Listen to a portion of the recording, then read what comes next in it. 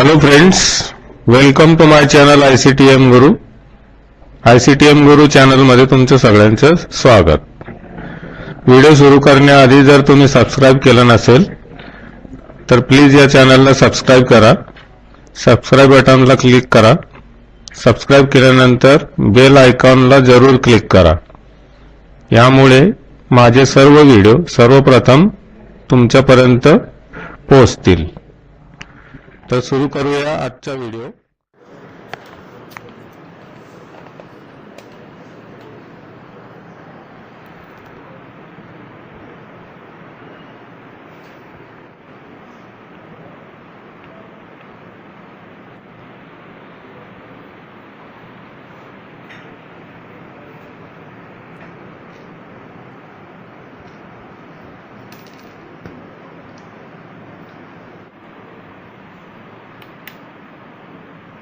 त्याची किंमत आहे 60,000.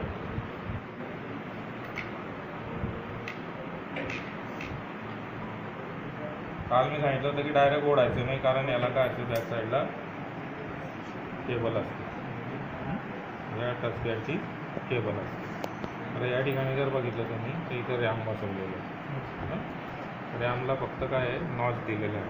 2 नॉच असे तुम्ही केले. या ठिकाणी खाली बघा, खालचे जे नॉच आहेत ते याच्यात 2 रॅम मावतात. आलं लक्षात? 30 डिग्री अँगलमध्ये ती अशी वर येऊन जाते. आलं लक्षात? वर आली का तिला सिम्पली अशी फक्त ओढून द्यायची. जर खराब झाली असेल तिला आपण स्वच्छ करू शकतो. स्वच्छ करायला सिम्पली काय वापरायचं, रबर वापरायचं. जे काही मॉइश्चर वगैरे आलेलं असेल पावसाळ्यामध्ये, डस्ट वगैरे, तर ते स्वच्छ होऊन जातं.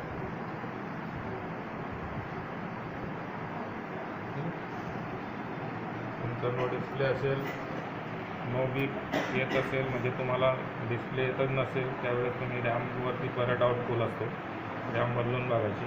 आलं लक्षात? रॅम ओके असेल किंवा तुमचं PC ओके, तुमचा लॅपटॉप ओके असेल तर मग तुम्हाला रॅम बदलून बघणं आवश्यक आहे.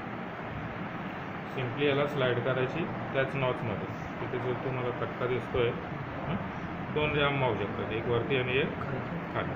बस होताना काय करायचं आहे, फक्त याला प्रेस करून घ्यायचं. काढताना फक्त काय आहे, नॉच दिलेलं आहे, ते नॉच आजूबाजूला केले तर त्याला कटका येतो, असे बाजूला होतात. बस होताना फक्त काय आहे, ती प्रॉपर बसली की नाही तरच मग खाली अशी तिला प्रेस करायची. त्याकडे त्याचे बघा 1 2 3 आणि 4 स्क्रूवरती हा फिट होता. आलं लक्षात? आपण एक जास्तीचा काढला वाटतं.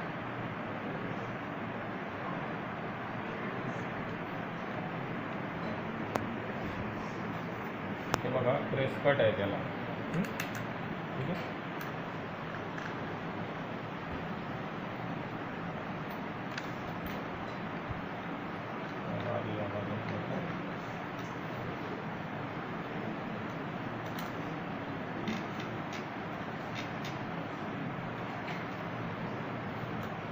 प्रॉपर पुढच्या बाजूला बसला की नाही त्याची खात्री करायची.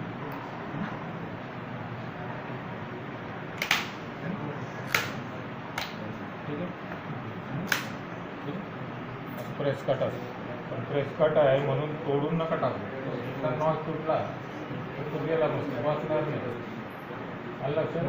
नॉच तुटला तर तो बसणार नाही. प्रेस कटची वस्तू उघडताना ही काळजी घ्यायची, तो नॉच नको तुटायला. बसून झाल्यानंतर परत त्याला पालथा मारायचा.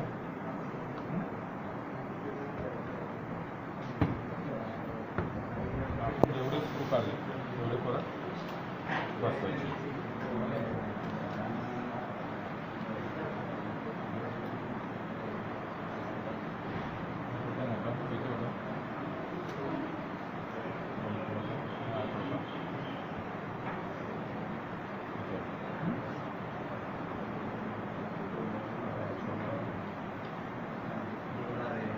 कारण कसं आहे, हे स्क्रू याच कवरला पाठीमागे आहे. अलग नाही, लक्षात ठेवायचं. हां, नाण्याला मग उघडायचं नाही, उघडायचं नाही, असं करायचं नाही. एकदा का ते स्क्रू जर खराब झाले त्याचं ठीक, तो बाहेर येणार नाही स्क्रू. हां, बाहेर आला नाही तर तो उघडणार. अलग लक्षात.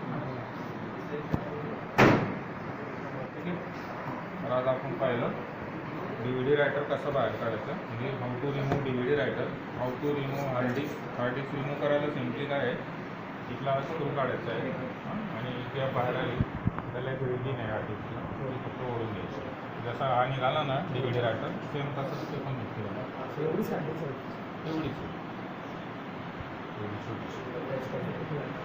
का तर मग हा पोर्टेबल डिव्हाइस आहे ना. अलग लक्षात. ही बॅटरी डाऊन झाली म्हणून मी लावत नाही बॅटरी. आलं लक्षात. त्याला बॅटरी मी लावत नाही कारण मग तो परत स्टार्टिंगला प्रॉब्लेम होतो.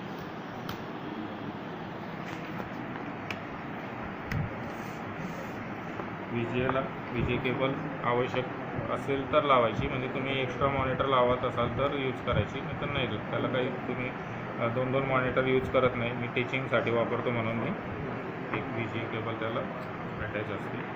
त्या ठिकाणी माईक आणि स्पीकरसाठी पोर्ट आहे. हिरवी आणि गुलाबी ते कलर कोडने तुम्हाला त्या ठिकाणी लावायचे असते. मला लक्षात. सिम्पल आहे. USB लावायचे आहेत. प्रिंटरसाठी पण आपण USB प्रिंट वापरतो.